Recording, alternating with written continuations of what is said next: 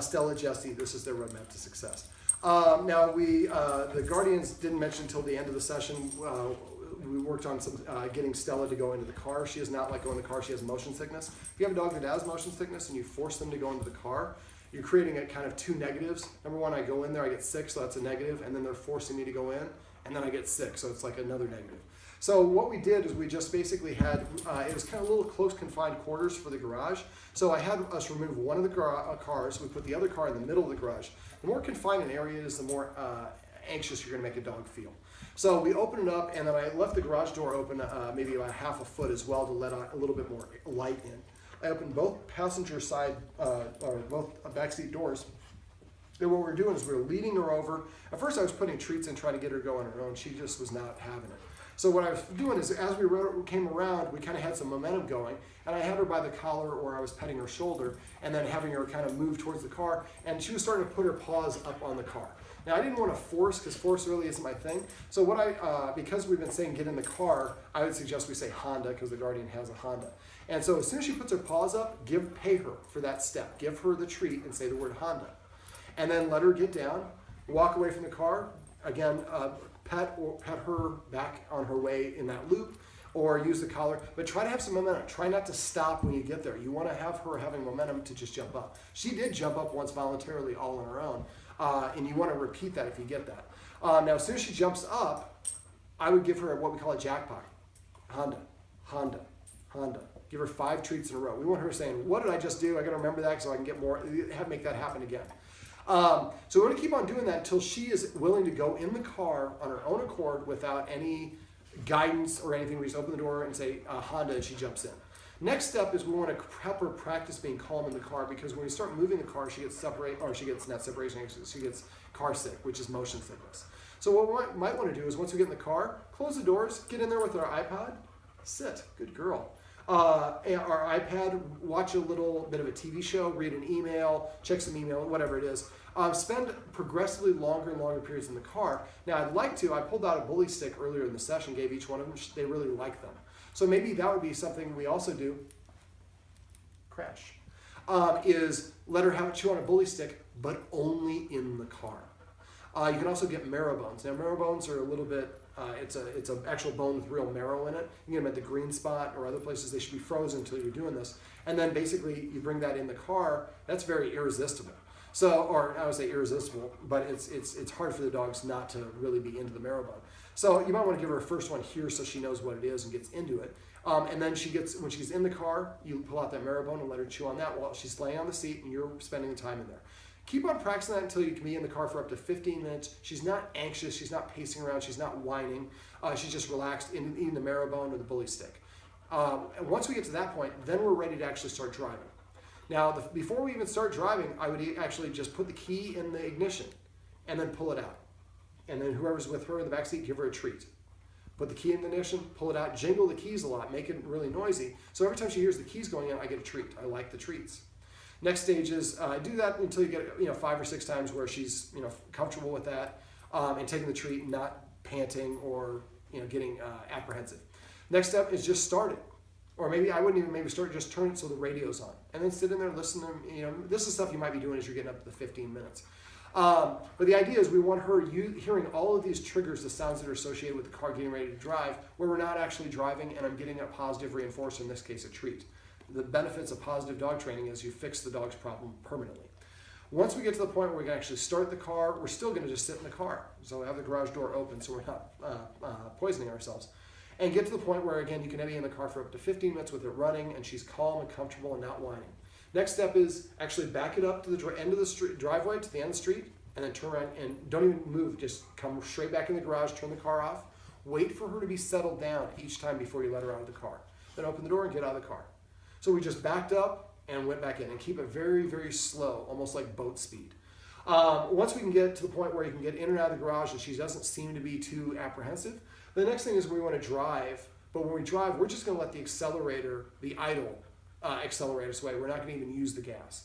When you have a dog with motion sickness, heavy acceleration and braking can give them more motion sickness and heavy turning to the side. So the idea is we're just going to let the car idle down the street. It's a residential neighborhood. Start slowing down way before the stop sign so she doesn't even realize we're slowing down.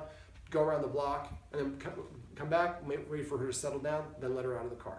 Keep repeating this process. Each time you should go a little bit further, further and further, until you can get maybe a couple of blocks in idle where she's, and just put your hazards on if you have neighbors driving around, until she's relaxed with that. Then we can start actually using the acceleration and the brake, but just very, very gently, and we're going to go very progressively until she's able to do this and not have any anxiety. Now, when you're doing this, don't do this within 2 hours of eating. I'd probably recommend about 3 hours if possible, or longer. Otherwise, it's going to come out. Okay, so that's the car. We went through the door cleaning exercise in the video above this, so make sure you practice that. Now, one of the guardians is a little bit not moving, not quite as fast as the other, and that's the life that happens. So what we want to do is maybe add a chair where that invisible line is in the couch that I showed you. We also would probably want to practice with the dogs one at a time and help the dog each dog learn the behavior independently. When they both have it, then we bring them in together. Now, when you're doing this, make sure, I forgot to mention this video, but the key is to practice with friends and family members, people who are in on it with you. They should always call or text you ahead of time. Turn your TV down, turn the faucet down, or throw the load of laundry in, turn the stove off. The idea is most of the time when people come to our door, we're caught by surprise. We're rushing around. The dogs look like how fast that person's moving. We're having to yell at the person at the door to let them know they're disturbing the peace. So you want to be very casual. If we help each other by calling or texting each other when we're coming home, we know it's somebody in the family or a friend that's in on it with us. Do not use the garage door. Don't even park in your own driveway. Park like 1 or 2 houses away. Walk up and make sure that you texted or called them ahead and then ring the doorbell. And do it the same way we did in the video. Usually about 10 to 20 times, somewhere in that period, the dog just start doing it on autopilot. And again, separate them if you need to. You can also put them in position to succeed by maybe taking them out for a long walk before this, give them a recovery period, then practice that. Take off that excess energy. Now, these guys didn't show much respect for personal space. Jessie here is by far the more insecure of the 2 dogs. She's insecure about the car, but Jessie here was very nervous about being around me. I explained to the guardians, anything you're doing when you pet your dog, anything your dog is doing when you pet it is what you're reinforcing. Now I'm reinforcing her being calm, but her guardians were petting her when she was anxious to try to calm and soothe her, and that's something that's very common for a lot of people. So to help the guardians with that, I suggest that they start petting with a purpose. That's just if the dog nudges us or scratches at us or jumps up from behind, we're going to tell the dog to sit. Once it sits, we're going to pet under the chin, so we facilitate that nose-up orientation. And we're just going to say the word sit. Dog's already sitting, we're going to ask the dog to give us a crash. Crash. Then you can pet the dog for an hour after that. Remember, we don't want to pat on top of the head. We can caress and scratch. We don't want to pat, but preferably we'd like to scratch under the chin and facilitate that nose-up. We want them to feel good about the things we want, like coming, sitting, and laying down. So remember, if we see somebody's petting the dog at standing, we come in the room, we say paycheck, that person stops petting, we say sit, dog sits, we pet it and say sit. We tell the person, I asked her to sit before you came in, you just didn't see it. We just don't want to argue about that. Now I use a hand motion, let's see if I can show you with her. So to put her dog in a sit, I just go and arc over their head, sit. Let her lick it off my finger, and then tickle under her chin to facilitate that nose up. Later on, we're not always going to have a treat. So this way, every time we do this, she's getting the treat and she understands what's, at least a little bit of reward if she's not getting a treat. Okay, so that's petting with a purpose. We also went through passive training, which is just simply waiting for the dog to do something that you want it to do and rewarding it within 3 seconds and saying the command word. And not good dog or good girl or good sit, just sit. If they want to use my word, which is crash for lie down, every time the dog, I thought I was going to see one right there. Then we just wait for the dog to do it, sit. That's a perfect example of passive training. It is the easiest way to train your dog. It takes a little bit longer, but if you get in the habit of doing it, petting with a purpose and passive training, you're reinforcing the behaviors you want all the time, every time you pet your dog. You're doing it without even thinking about it, right? That's right. Okay, we use the escalating consequences to disagree with unwanted actions and behaviors. Remember, hiss, stand up and turn to face, pivot until the dog's stationary, then take 2 steps backwards, pause 1 second. That's the second consequence. First one is just a hiss. Third one, and only hiss 1 time per incident, and you need to work on your hiss. You are locked in at like a level 2 hiss. You want to practice level 1, then do a level 10, then 2, then 9. You should be spittling a little bit when you're doing level 10. And let me see, what else? The third consequence is marching directly at the dog until the dog turns sideways. Then we stop. We go to the second consequence, pivoting until the dog's stationary. Then we take those 2 steps backwards, pause 1 second, then go back to doing what you're doing. Fourth thing is the leash timer. Crash. Another example of passive training, except for I probably should be petting under the chin. And just say it once, and don't baby talk it. Get in the habit of not walking around the dogs, walk through them. They need to learn my job is to get out of the human's way when the human's coming, because I, as a follower dog who is a follower, identify as moving away from, or moving out of the human's way because the humans are the leader. Anytime we're going up the stairs, if the dogs race up the stairs ahead of us, as soon as they pass us, turn and go sit back downstairs. Go sit down. When they come back downstairs, start trying again, but wait for them to calm down. So if you immediately turn around every time they move in front of you, after a while they're going to figure out, if I move in front of the human, my knees are not going to be able to make it if I do it the whole time. But if I move in front of the human loses interest in doing that activity. Again, whoever's in front is the leader. If the dog gets used to following behind you, that also is going to help anxious dogs like Jessie here see that their humans have the situation under control, so she doesn't have to worry about barking at everyone. She is a demand barker. They're both actually demand barkers. Now, we want to disagree with that if they're barking at a guest like that, but if they're barking at us, we have to ignore them. One of the things you can do is something called a negative punishment. This is one of the 4 quadrants of operant conditioning, if you want to look it up. This is Skinner. And so basically what you would do is leave. Negative punishment is removing something in the equation the dog likes, in this case you. So if you come home, you sit down, and the dog starts barking, get up immediately and leave the room and close the door behind you. Wait for them to stop for about 2 to 5 seconds before you come back in. When you come back in, ignore them. A lot of people would come in, the dog's free, we're like, they're jumping up, we're petting them. Remember, anything your dog is doing when you pet it is what you're reinforcing. So if we pet our dog when it's excited, we're gonna make it more excited the next time it sees us. Sit, sit, sit. I use my kissing sound as an affirmation, my hissing is my no. Crash, crash. But these dogs are very nudgy, so it's going to be really hard for the guardians to stop petting them, but we have to let the dogs know that they can't tell us what to do, and that's why petting with a purpose is going to be so important for both these dogs. Let me see, what else do we go over? Some of the rules and enforcing the rules, and that's going to be really, really important. So rule number 1, not being allowed in the furniture for at least 30 days or as long as the problem's going on. We train them how to use this dog bed, and it was very easy, so remember to use these steps. First, toss. Then leave and just observe and say the word when they go. And the third one is bring her over onto it. Say sit. If she's on the dog bed, I give her the treat and say sit. Now the first is to entice the dogs to go here. After a while, it's to reward. Crash. So when the dog comes over here on her own, pet her and say crash. Or if you can't get to her, just say crash from across the room. If you have a treat, pull it out and toss it towards her. Another rule would be the dog's now allowed to be within 7 feet of a human who's eating. We're going to use the escalating consequences to disagree with that. When the little L shape is in front of the couch and the table, the dogs are not allowed to shove their way in there. The dogs have to sit before we let them in or out of a door. Not being allowed in the kitchen when you're preparing food. And to enforce that invisible boundary is the same way we did in the door answering exercise. So just march towards the dog, stop at the point of where the boundary is, and don't let the dog pass you. When you're doing that, make sure when you step backwards, you keep your authority, your chest faced to the dog, and pause a quarter of a second between each step as you move away. Never move away if the dog's moving towards you. That's implied as giving up territory for the dog. Always follow through. If you tell the dog to sit and it walks away, get up and follow it. Let it know, crash. Let it know eventually, that when the human asks me to do something, it's not optional, and they're willing to stop what they're doing and follow me until they get their way. If you do that consistently, they will understand that the humans are not playing, and I'll better obey them right away. Otherwise, they're going to be on my case until I do what they want me to do.